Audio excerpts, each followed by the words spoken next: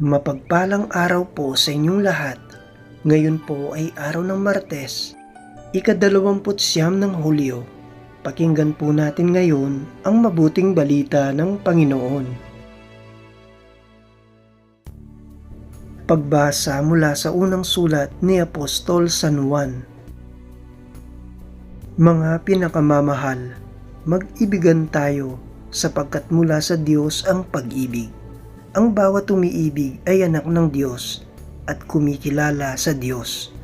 Ang hindi umiibig ay hindi kumikilala sa Diyos, sapagkat ang Diyos ay pag-ibig.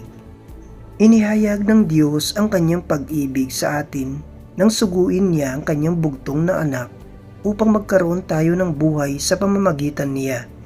Ito ang pag-ibig. Hindi sa inibig natin ng Diyos, kundi tayo ang inibig niya at sinugo niya ang kanyang anak upang maging handog sa ikapagpapatawad ng ating mga kasalanan. Mga pinakamamahal, yamang gayon kadakila ang pag-ibig ng Diyos sa atin, dapat din tayong mag-ibigan. Walang taong nakakita sa Diyos kailanman, ngunit kung tayo'y nag-iibigan, nasa atin siya at nagiging ganap sa atin ang kanyang pag-ibig. Nalalaman nating nananatili tayo sa Diyos at siya naman sa atin, sapagkat pinagkalooban niya tayo ng kanyang espiritu. Nakita namin at pinatotohanang sinugo ng Ama ang kanyang anak bilang tagapagligtas ng sanlibutan. Ang nagpapahayag na si Jesus ang anak ng Diyos ay nananatili sa Diyos, at ang Diyos na may nananatili sa kanya. Nalalaman natin at pinananaligan ang pag-ibig ng Diyos sa atin. Ang Diyos ay pag-ibig.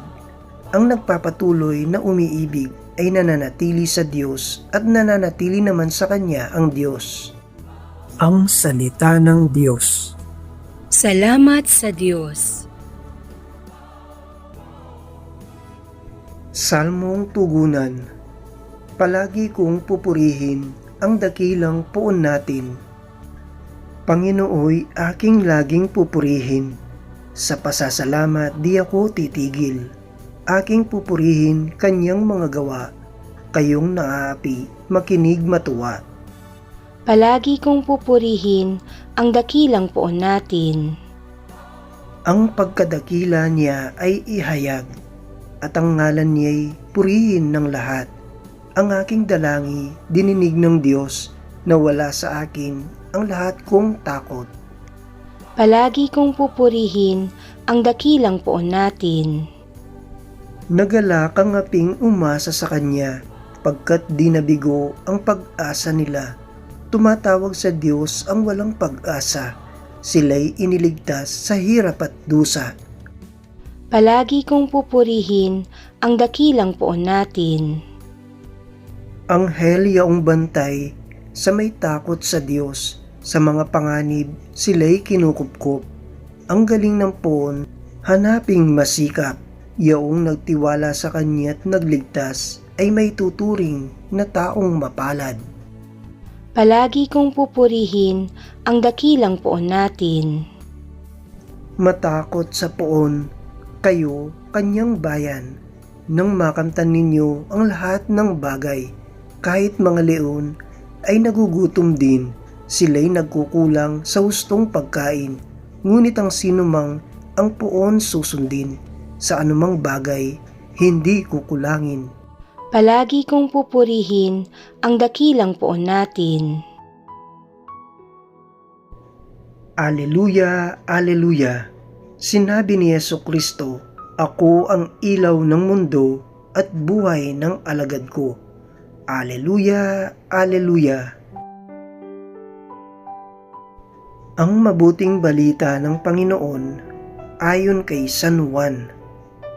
Noong panahong iyon, marami sa mga Hudyo ang dumalaw kina Marta at Maria upang sila'y aliwin. Nang marinig ni Marta na dumarating si Jesus, sinalubong niya ito, ngunit si Maria'y naiwan sa bahay. Sinabi ni Marta, Panginoon, kung kayo po'y narito, hindi sana namatay ang aking kapatid. Ngunit nalalaman kong kahit ngayoy ibibigay sa inyo ng Diyos ang anumang hingin ninyo sa Kanya. Muling mabubuhay ang iyong kapatid, wika ni Jesus. Sumagot si Marta, nalalaman ko pong siya'y mabubuhay uli sa huling araw, sa muling pagkabuhay.